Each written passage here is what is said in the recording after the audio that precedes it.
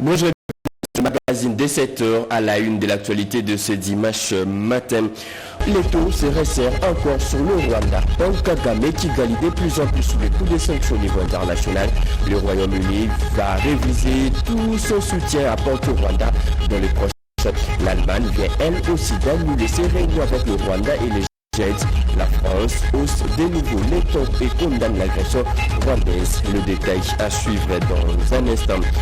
Également, au sommaire de votre secteur, un marathon pour accéder aux soins médicaux de base dans le district de la Tchango, plus précisément dans la commune de Djilin. L'état des routes dans ce coin inquiète et énerve le malade.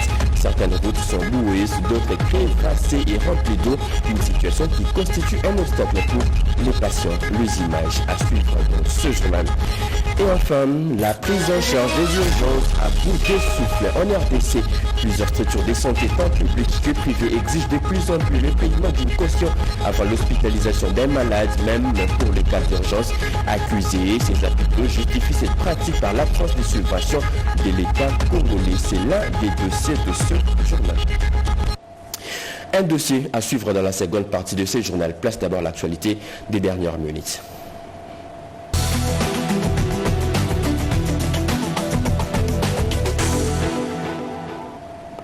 Mesdames et messieurs, encore une fois, bonjour et bienvenue à vous sur une régionale, la radio-télévision nationale congolaise. La SADC condamne l'invasion de Goma au Nord Kivu par le RDF M23. Condamnation faite au terme d'une réunion extraordinaire de la sous-région tenue à Harare au Zimbabwe. Et c'est par visioconférence que le président de l'RDC, Félix-Antoine Tshisekedi Tshilombo, a pris part à ces travaux. Le communiqué final de ces sommets avec Guilain Kabalondi. Les forces armées du Rwanda RDF, désignées comme principales responsables d'attaques contre les FARDC, la SAMI-DRC et la MONUSCO. Réunis en sommet extraordinaire ce 31 janvier 2025 à Harare au Zimbabwe, les chefs d'État et de gouvernement de la communauté de développement de l'Afrique australe ont examiné la situation sécuritaire en République démocratique du Congo. En visioconférence à partir de son bureau de Kinshasa, le président de la République Félix-Antoine Tshisekedi Tshilombo a participé à ce sommet. Après plusieurs heures de discussions à huis clos, le sommet a publié un communiqué final dans lequel les dirigeants de l'Afrique australe reconnaissent que les forces armées du Rwanda déstabilisent l'Est de la République démocratique du Congo. Des informations récentes sur la situation sécuritaire régnant dans l'Est de la RDC ont été communiquées au sommet qui a pris note avec inquiétude des récentes attaques menées par le groupe armé M23 et les forces armées du Rwanda RDF contre les forces armées de la République démocratique du Congo, la mission de la SADC en RDC et la population civile dans diverses zones de la province du Nord Kivu, indique ce communiqué en son point 4. Même communiqué poursuit au point 7, le sommet a condamné avec la plus grande fermeté les attaques menées contre le troupe de la SAMI-DRC par le M23 et les forces armées du Rwanda RDF opérant dans l'est de la RDC, car ces actions violent les cessez-le-feu conclus dans le cadre du processus de Luanda le 30 juillet 2024 et compromettent la paix et la sécurité de ces pays et de la région de la SADC. Le chef de l'État a présenté la situation de la ville de Goma envahie par les troupes rwandaises, causant une détérioration de la situation sécuritaire et humanitaire, ainsi que la violation des droits humains à la suite de massacres de nombreux innocents et la profanation des corps sans vie au risque d'épidémie. Le président Félix Tshisekedi a demandé le renforcement de la SAMI-DRC et a plaidé pour l'obtention des troupes rwandaises du territoire congolais afin de mettre en place un plan de contingence. Le chef d'État de la SADC ont exprimé leur solidarité envers le président tenu immédiate sommet SADC et EAC afin de réfléchir sur la manière de trouver une solution efficace à la situation sécuritaire dans l'Est de la République démocratique du Congo. Désormais, toutes les missions non essentielles à l'étranger suspendues et aussi la révision à la hausse des salaires, des nouvelles mesures prises pour renforcer les décisions au cours du dernier Conseil des ministres présidé par le chef de l'État, Félix Tshisekedi. On écoute un extrait. Le stade de notre nation est mis à l'épreuve. Dans la partie Est, nos populations subissent une situation injuste, orchestrée dans les mépris total de notre souveraineté. Chaque jour, nos vaillants soldats tombent au front pour défendre l'intégrité de notre territoire.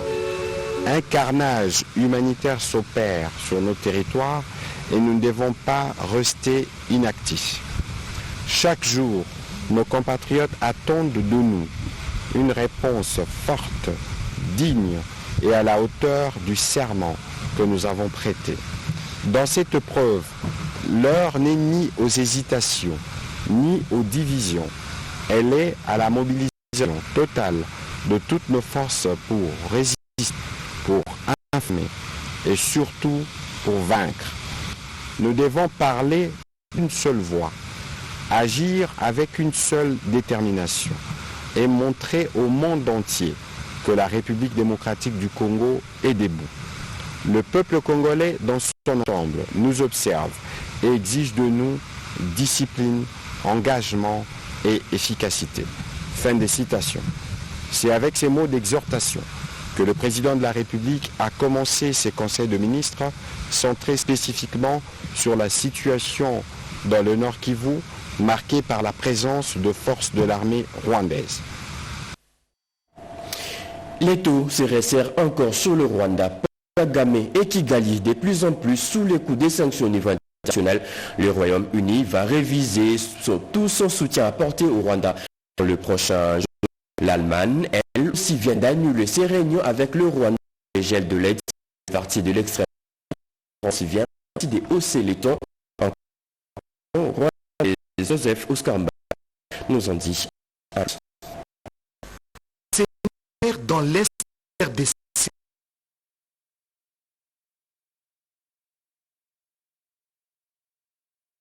Et dans la ville de Goma, faisant les civils. Plus de 700 morts dans l'espace 6 jours, soit 26 janvier 2025, selon un rapport de soutien. Encore les auteurs de cette barbarie, c'est la pensée du groupe des Républicains. Depuis plus de 30 ans, le sanglante la région du Kivu et plus largement l'est de la RDC ne cesse de préoccuper la communauté nationale qu'elle prenne des milliers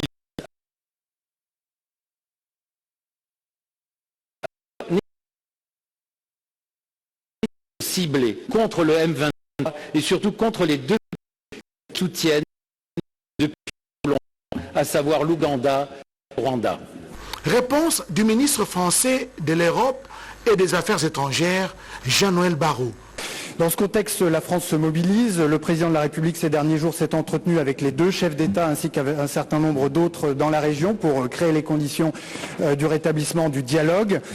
Au Conseil de sécurité, nous avons porté une déclaration dans laquelle les agissements du M23 soutenus par les forces armées rwandaises sont condamnés ouvertement et sans aucune forme d'ambiguïté. Visiblement pas satisfait de la réponse, le sénateur Christophe-André Frassa du groupe des Républicains réagit. On condamne, mais il manque l'essentiel. C'est-à-dire que, rien que pour vous rappeler, l'Union européenne finance à hauteur de 20 millions l'armée rwandaise pour intervenir au Mozambique. Sans aucune garantie ni aucun contrôle que ce financement n'aille pas ailleurs. Le Rwanda est un exportateur de coltan, alors il n'y en a pas un gramme sur son sol. Et 60 à 80% des réserves mondiales de coltan se trouvent, comme par hasard, à l'est de la RDC. Là aussi, il y a quand même de quoi s'étonner qu'il n'y ait pas de sanctions là-dessus. Je relaye et je fais au nom de 95 parlements francophones l'appel solennel à ce qu'il y ait des sanctions. Ce serait l'honneur de la France. De son côté, Jean-Luc Mélenchon, un des acteurs majeurs de la politique française de l'extrême gauche, exige des sanctions contre les criminels. Les criminels de guerre doivent être poursuivis, ils doivent être capturés et jugés. Le Rwanda doit évacuer le Congo où il n'a rien à faire. Sur le continent, un des alliés de la RDC, la République sœur du craint la régionalisation de cette guerre. Pour le président Évariste Ndayishimiye, l'insécurité dans l'est de la RDC a des conséquences fâcheuses sur beaucoup de pays africains. Vous voyez ce qui se passe ici, tout près de chez nous. Pourquoi ce silence? Est-ce que la communauté internationale ne voit pas les conséquences? Je vous dis que si ça continue comme ça, la guerre risque d'être généralisée dans la région. Parce que le peuple ne va pas se laisser faire. Si le Rwanda continue à faire des conquêtes dans le territoire et dans notre pays, je sais qu'il va arriver même au Burundi. Parce qu'il est en train d'entretenir des jeunes réfugiés. Il les arme. Maintenant, il est en train de les aguerrir dans la guerre du Congo. Un jour, il veut venir au Burundi. Nous n'allons pas accepter la guerre généralisée. Nous avons une menace dans la région. Ce n'est pas le Burundi seulement.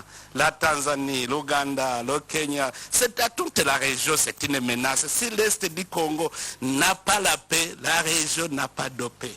Dans son message à la nation, le président de la République démocratique du Congo, Félix Antoine Tshisekedi Tshilombo, a stigmatisé l'inaction de l'Union africaine et de la communauté internationale dans cette crise sécuritaire qui n'a que trop duré. Situation sécuritaire dans l'Est, on en parlait encore. Le mécanisme national de suivi vient lui aussi de dénoncer. Dans un communiqué, il exige des sanctions contre le rebelle et le Rwanda. Encore une fois de plus, Joseph Oscar Mbalkaïch.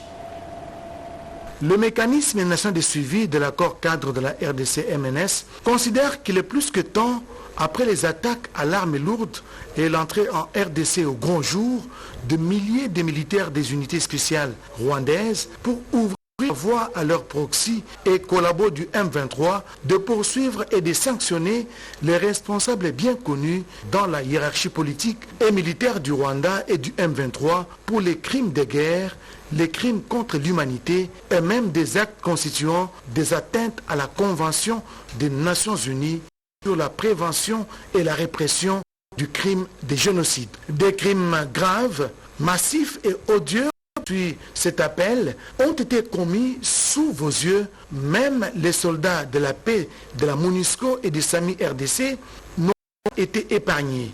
Il convient de ne pas mettre sur le même pied les bourreaux, c'est-à-dire le Rwanda, et la victime, la RDC, l'agresseur et l'agressé, comme vient de les stigmatiser le président de la République, Félix Antoine Tshisekedi Tshilombo, dans son adresse sur la dégradation de la situation sécuritaire à l'est du pays. Le Rwanda continue de violer ouvertement et sans scrupule les principes fondamentaux de la Charte des Nations Unies ainsi que les accords régionaux. Pire, ces agissements se déroulent dans une impunité totale. Fin de citation. Le moment est venu de passer des condamnations formelles et des dénonciations sans conséquence à de véritables sanctions à l'endroit du Rwanda et de sa hiérarchie politico-militaire. Le mécanisme national de suivi sollicite l'engagement des garants à obtenir la cessation des hostilités, les retraits complets et inconditionnels de toutes les troupes rwandaises du territoire congolais et la neutralisation du M23, la rencontre en urgence des garants de l'accord cadre, la convocation des réunions urgentes des institutions au niveau de l'accord cadre, ainsi que la tenue urgente de la deuxième réunion quadripartite CEAC, CIRGL, sous l'égide de l'Union africaine. La première a été tenue le 27 juin 2023 en Angola. Les nouveaux gouverneurs du Nord Kivu déjà aux affaires, le général-major Somo Kakule Evariste a pris hier le bâton des commandements de sa nouvelle fonction. Un cahier des charges très lourd l'attend, notamment la récupération de quelques territoires occupés par le rebelle du M23. Regardez. Après des honneurs militaires, la cérémonie de prise officielle du pouvoir pour le gouverneur militaire du Nord Kivu, le général-major Somo Kakule Evariste, a eu lieu ce vendredi 31 janvier 2025 dans la ville de Beni, à présence des responsables des entreprises étatiques et para-étatiques, des confessions religieuses et des structures civiles. C'est le conseiller principal du gouverneur à charge des finances, Moussouba Okamwa David, qui a procédé à la lecture des ordonnances et notifications du nouveau gouverneur. Aussitôt notifié de ses nouvelles fonctions, le numéro numéro 1 de la province du Nord Kivu, le général-major Somo Kakule Evariste, n'a pas caché ses intentions de reprendre toutes les zones occupées par l'armée rwandaise avec ses supplétifs du M23. Dans ce premier discours du gouverneur, il a sollicité l'accompagnement de Kinshasa et de toute la population devant les défis sécuritaires à relever. C'est dans un contexte particulièrement grave que je prends ce jour les fonctions de gouverneur des provinces. Alors qu'une partie de notre très chère province est occupée par le Rwanda.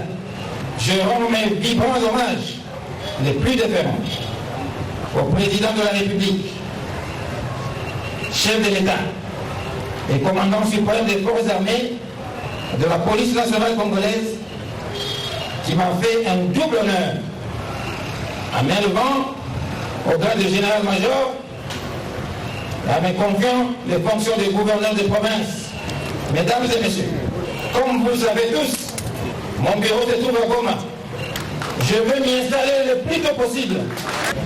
J'appelle toute la population, partout où elle se trouve, à répondre à la mobilisation générale lancée par le président de la République et de contribuer massivement à l'effort de guerre. À la même occasion, j'en appelle à la solidarité de toutes les provinces et du pouvoir central pour qu'ensemble nous menions cette croisade de pacification et de développement de notre très chère province. Il est en signalé que le gouvernorat du Nord Kivu va fonctionner à Béniville et c'est la mairie de Béni qui servira du bureau officiel du gouverneur militaire du Nord Kivu, le général-major Somo Kakule Evariste.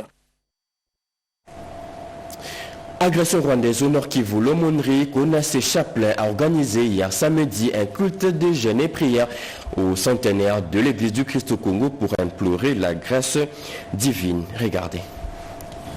Tenons bon, l'Éternel combat pour nous, tiré du livre d'Exode 14, c'est le thème développé par les commandants pays de l'aumônerie Konase Chaplain, les pasteurs David Moutoual Ndouba, au cours de ces cultes de jeûne et prières organisés suite à la détérioration de la situation sécuritaire dans la partie est de la République. La Konase Chaplains, qui est la Corporation nationale des aumôniers chrétiens évangéliques, a pris cette initiative par rapport à l'appel d'abord du chef de l'État qui a demandé à ce que tout le Congolais puisse se lever. C'est comme cela que nous nous sommes levés pour prier et demander, réclamer la délivrance de notre cher et beau pays. Nous avons profité de cette occasion pour appeler le peuple congolais dans son ensemble à l'unité, afin de leur faire comprendre que le temps n'est pas à la désunion. Ne jouons pas les jeux de l'ennemi. Ne soyons pas dans nos claviers, dans les réseaux sociaux pour critiquer les gouvernements. Ça va nous affaiblir parce que l'ennemi est déterminé, mais nous sommes plus que déterminés parce que c'est notre pays. Il convient de préciser que ces cultes de jeûne et prières est une recommandation du commandement global et du commandement Afrique de l'aumônerie Konase Chaplain. Nous avons un message de la part de notre commandant global, le général Carlos Aroba Abraham Gaybor. Et ce message nous est transmis par notre commandant Afrique, le général Dionedor Kamdem Nunga. Ils nous ont demandé de rassurer nos autorités pour leur dire que la Konase Chaplains est avec elles. Nous avons un réseau des aumôniers internationaux répartis dans plus de 40 pays dans le monde. Au moment où nous étions en train de prier ici, tous ces aumôniers étaient également en prière. Le pasteur David Moutoual Ndouba a appelé les peuples congolais à l'unité derrière les autorités et les FARDC.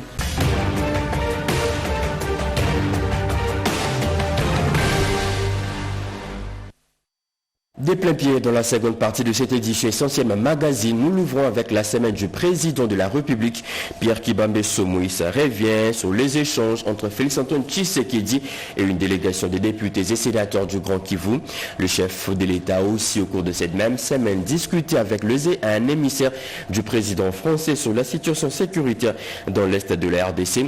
Et en début de la semaine, le garant de la nation a adressé un message d'espoir au peuple congolais. Regardons. Crise sécuritaire dans l'Est de la République démocratique du Congo. Le président de la République Félix Antoine Tshisekedi Tshilombo a, dans son adresse à la nation, le mercredi 29 janvier 2025, lancé un message d'espoir assurant que la RDC surmontera cette tempête et annonçant une riposte rigoureuse et coordonnée face à l'invasion de la RDC. Il a souligné que les forces armées de la RDC sont pleinement mobilisées pour défendre l'intégrité territoriale. Le président de la République a appelé tous les Congolais à se mobiliser derrière les FARDC pour bouter dehors l'ennemi. Parlant de la barbarie du régime de Kigali, le chef de l'État a condamné la passivité de la communauté internationale face à l'agression rwandaise et une passivité qui frôle la complicité. La RDC ne se laissera pas humilier ni écraser. Nous nous battrons et nous triompherons, a rassuré le président de la République, commandant suprême des forces armées de la RDC et de la police nationale. Nous gagnons cette guerre par notre unité, notre courage et notre sens de responsabilité, et non par la violence et l'anarchie, a dit le chef de l'État, appelant le peuple congolais à rester debout face à cette épreuve. En début de semaine, le chef de l'État, Félix Antoine Tshisekedi Tshilombo, a présidé à la Cité de l'Union africaine une réunion interinstitutionnelle consacrée exclusivement à l'évolution de la situation sécuritaire dans l'Est de la RDC, particulièrement à Goma. Nous avons exploré les voies et moyens pour instaurer l'autorité de l'État au niveau de la province du Nord Kivu, qui doit continuer à être administrée par le gouverneur nommé par le président de la République, a déclaré le président de l'Assemblée nationale Vital Kamerhe à l'issue de cette réunion. Le président de la République et les chefs des corps constitués ont examiné les voies de sortie de cette crise qui intègre aussi le volet politique et diplomatique. En séjour à Kinshasa, Jean-Noël Barrot, ministre français des Affaires étrangères de la France, émissaire du président Emmanuel Macron, a été reçu à la Cité de l'Union africaine par le président de la République Félix Antoine Tshisekedi Tshilombo. La première visite du chef de la diplomatie française intervient après une série d'échanges téléphoniques récents entre le président Félix Antoine Tshisekedi Tshilombo et son homologue de la République française, Emmanuel Macron.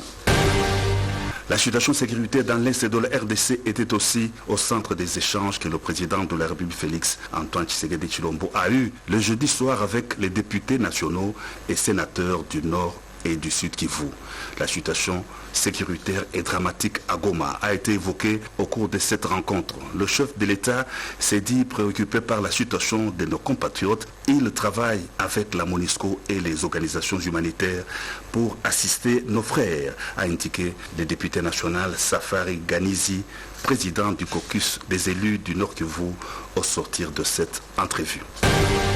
Par visioconférence, dans son cabinet de travail à la Cité de l'Union africaine, le président de la République Félix Antoine Tshisekedi Tshilombo a participé au sommet extraordinaire de la communauté de développement de l'Afrique australe organisé à Harare au Zimbabwe, avec à l'ordre du jour la situation sécuritaire dans la province congolaise du Nord Kivu envahie par l'armée rwandaise. La SADC a condamné les attaques des RDF M23 et préconiser la tenue immédiate d'un sommet de la communauté de développement de l'Afrique australe et de la communauté d'Afrique de l'Est afin de réfléchir sur la manière de trouver une solution efficace à la situation sécuritaire dans l'Est de la RDC.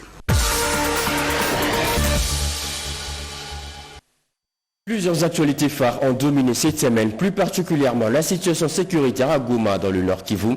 Dans quelques minutes, Marie-Louise Mbela fait le tour de ces actualités en commençant par les appels à la mobilisation pour dire non à l'agression rwandaise et pour chuter à la campagne des dons des sangs lancée par le ministère de la Santé publique pour le FARDC et le Ouazalendo.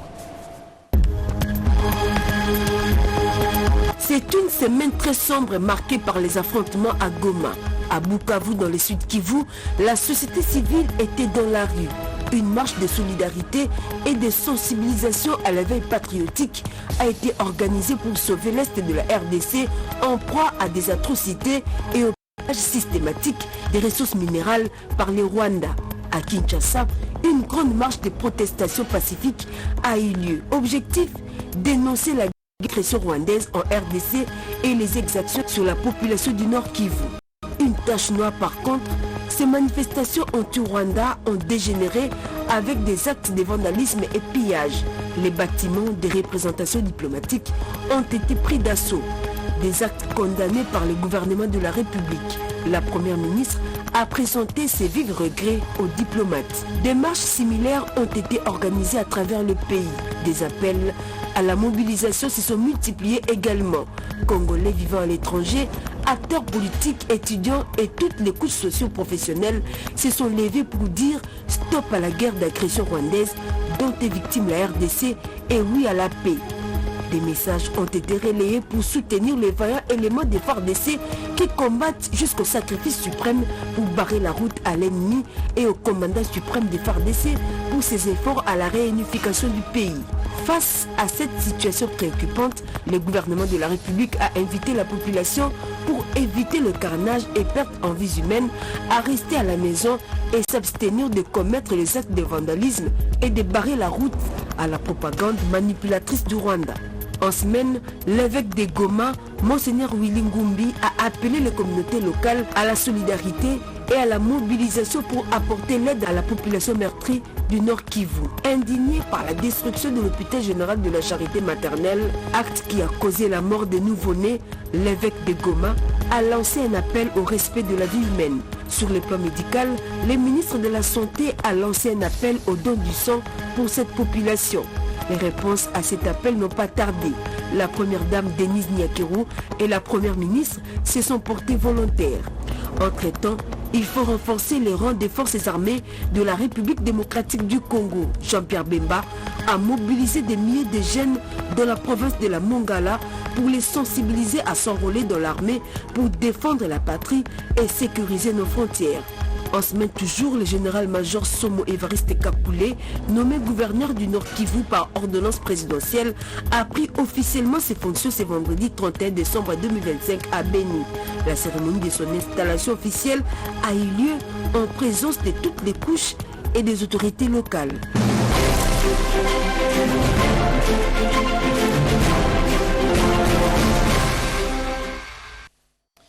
La situation sécuritaire dans le Nord Kivu paralyse l'entrepreneuriat de femmes, beaucoup plus les activités champêtres sont touchées. Témoignages de certains déplacés, vous allez les entendre. Certaines ONG de femmes exigent la paix car la femme congolaise contribue à près de 60% à l'économie du pays. C'est le premier dossier de ce journal signé Pati Tundwango.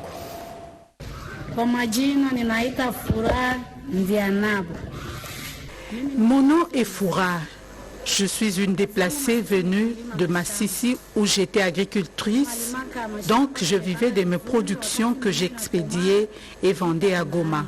Malheureusement, la guerre m'a surprise juste au moment de la récolte. Comme Foura, des milliers de femmes déplacées et autres, victimes de la guerre dans l'Est de la République démocratique du Congo, ne sauraient contribuer au développement. Voilà pourquoi toutes, à l'unanimité, réclament la paix. Rien que la paix, car sans la paix, il n'y a pas de développement. Je vous en prie, que la guerre cesse pour que des activités champêtres reprennent à Massissi. Ici à Goma, on ne sait pas à quel saint s'est voué. Depuis que je suis à Goma, je n'ai rien, tout coûte cher.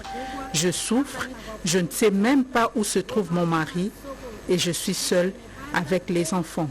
Je souffre. Que la paix revienne.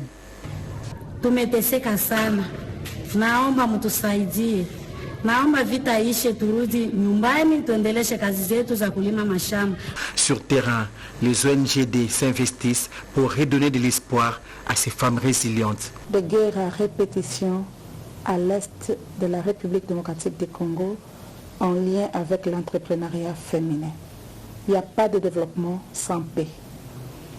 Et si aujourd'hui, nous savons très bien que la femme congolaise contribue à près de 60% à l'économie de notre pays, ça veut dire la femme qui vit à l'Est, elle traverse des situations difficiles, compliquées pour être efficace dans son entrepreneuriat.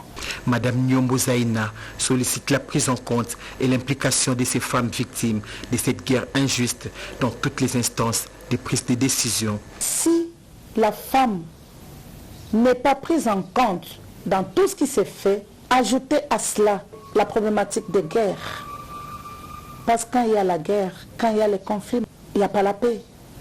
Et en tant que technicienne en développement, je ne peux pas confirmer ici qu'il y a un développement là où il y a des guerres, là où il y a des conflits armés, il n'y a aucun développement. Par contre, les populations sont plongées dans la misère et cela dans tout le domaine de la vie sociale. La femme, pilier de la famille et de la communauté, joue un rôle important dans le développement de celle-ci. Pour qu'elle porte sa pierre à l'édifice, il lui faut un environnement propice à la paix et à la sécurité. La prise en charge des urgences à bout d'essouffler en RDC. Plusieurs structures de santé, tant publiques et privées, exigent de plus en plus le paiement d'une caution avant l'hospitalisation des malades, même pour les cas d'urgence. Accusés, ces hôpitaux justifient cette pratique par l'absence de subventions de l'État congolais. C'est le deuxième dossier de ce journal magazine signé Bobetinga Lissamba. Derrière cette ambulance avec gyrophare activé, il y a sans nul doute une urgence médicale vitale. Un signal fort qui rappelle qu'une vie est en détresse. Une fois à l'hôpital, la population dénonce, dans certains cas, la marchandisation des services de santé.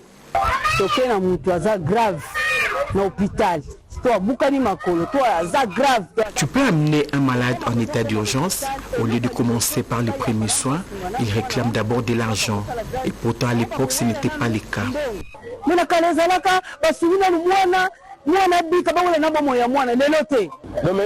Quand on amène un malade aux urgences sans argent, c'est qu'il va mourir.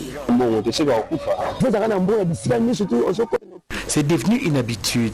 Si tu amènes un malade aux urgences, pas d'argent, il n'y a pas de soins. Étant donné que beaucoup de choses nous manquent, nous sommes obligés de demander de l'argent aux responsables des malades pour le premier soin. Pour ces cas d'urgence, une prise en charge pluridisciplinaire s'avère parfois nécessaire.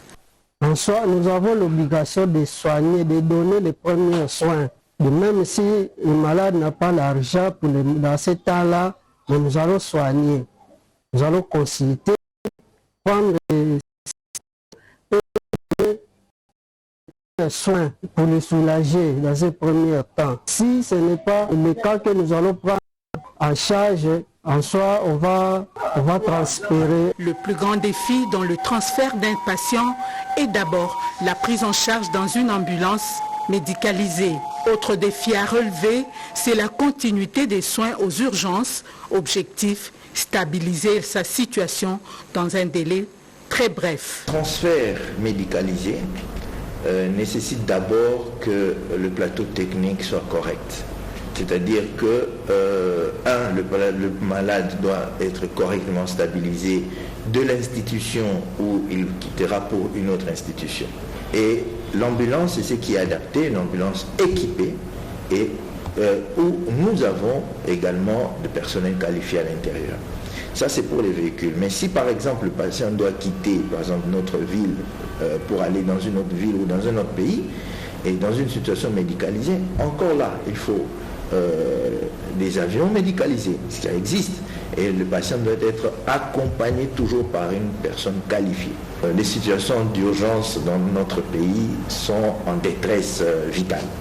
Ils ont besoin qu'il y ait vraiment une table ronde d'un état des lieux et que nous essayons de mettre en place ne serait-ce qu'une ébauche de situations de prise en charge des urgences et surtout les urgences extra-hospitalières, c'est-à-dire ceux qui arrivent le long de notre route ou encore en dehors. Et puis, il faut vraiment que nous comprenions que c'est une situation transversale où l'équipe, le médical, c'est-à-dire le ministère de la Santé, bien que disponible, a besoin de tous pour produire quelque chose d'efficace. Pour éviter de pertes en vies humaines en cas de manque des ressources, il y a lieu de généraliser le système d'assurance maladie. Quant au programme national des urgences et humanitaires, en manque des moyens de sa politique, il doit être redynamisé pour mettre en œuvre le SAMU RDC, un service indispensable pour améliorer l'accès aux soins de santé de qualité. L'urgence n'attend pas. Allez, on tourne la page partie magazine. Retour à l'actualité dans la province du Bazouélé. 40 kilos d'or vient d'être réalisé par la société d'achat d'or artisanat DRC Gold Trading. Regardez.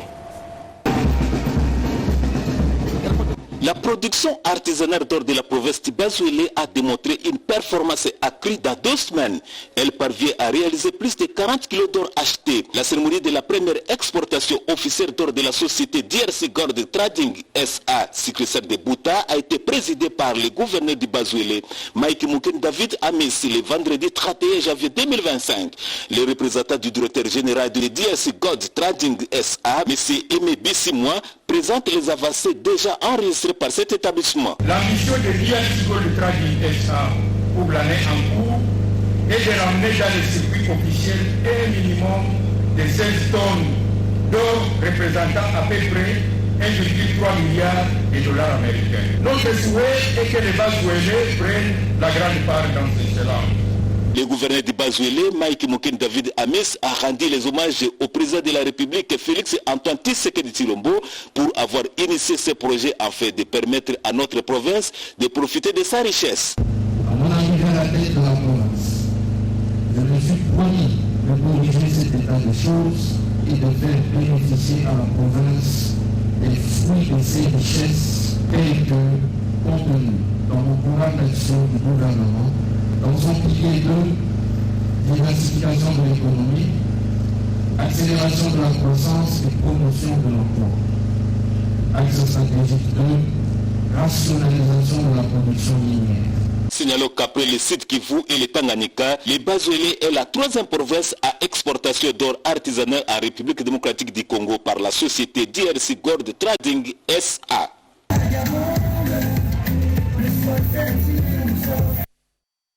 Et pour finir, un marathon pour accéder aux soins médicaux de base dans le district de la Tchango, plus précisément dans la commune de Ndjili. L'état des routes dans ce coin inquiète et énerve le malade. Certaines routes sont boueuses, d'autres crévassées et remplies d'eau. Une situation qui constitue un obstacle pour accéder en temps dans des hôpitaux. Le cas de l'hôpital général de référence de Ndjili. Marie-Louise Mbela a fait les constats. C'est un véritable parcours de combattants pour accéder dans certains bâtiments hospitaliers de la capitale. Nous sommes dans la commune d'Ndjili. Ici, les routes qui mènent vers le grand hôpital de ce coin nécessitent des travaux de réhabilitation. Pendant la saison de pluie, l'eau stagnante et le bourbier rendent difficile l'accès à cet établissement hospitalier. Bon, pour le problème des routes, en tout cas, il y a mort qui a 7, tu as la situation à Maï. Oui, on s'est dit là. Ce bateau Django, tu as la même épargne pour l'état des routes. Il y a une difficulté, surtout en Chili. Et puis, qualité, on a la béton. La béton, comment on n'a pas de béton. Pour les malades et les femmes enceintes qui fréquentent souvent cet hôpital situé au quartier 7, il y a urgence. Pour les travaux, cette avenue de l'hôpital Ndjili est prioritaire. C'est une route qui est pratiquement en déliquescence. Déliquescence, pourquoi? Puisque c'est une route qui n'est pas entretenue. C'est une route qui est envahie par une pollution d'origine des détritus alimentaires. Les eaux, par manque de canalisation, stagnent. Et donc ça fait ce que vous avez vu, c'est vraiment très déplorable. Et c'est un obstacle pour l'accessibilité à notre hôpital. Soucieux de bonnes conditions d'accès pour les malades, le médecin directeur de l'hôpital général de référence quartier 7 souligne le bien fondé de la réhabilitation de cette route. Notre hôpital est parmi les hôpitaux qui ont comme grande activité la gratuité de la maternité. L'accessibilité est le premier élément qui doit favoriser, si vous voulez, l'implémentation, la mise en œuvre de cette activité qui est chère à notre président de la République, Félix Antoine Tshisekedi, qui tient à cœur à ce que cette activité puisse être bénéfique à notre population. Dans cette municipalité, plusieurs routes sont en état de délabrement avancé. Le bourgmestre Papingaliema les reconnaît. Par ailleurs, il évoque les efforts de la ville à doter Ndjili de nouvelles infrastructures. Les routes sont dans un état délabré, comme on peut le dire. Il y a des efforts qui sont d'être fournis pour que toutes ces routes-là soient remises en état. Et nous avons bénéficié d'un projet financé par la Banque mondiale. Le projet, c'est un projet de la ville-province de Kinshasa, financé par la Banque mondiale et sous la supervision de la série d'infrastructures du ministère national des Travaux publics. Et les routes qu'on est en train de faire, mettre croquet, et qui est en construction. Nous avons aussi boulevard Loué, vous pouvez faire tour derrière mon bureau ici. Vous allez voir que cette route-là est en train d'être réhabilitée et modernisée. Il y a un sous-projet de réhabilitation des infrastructures de proximité.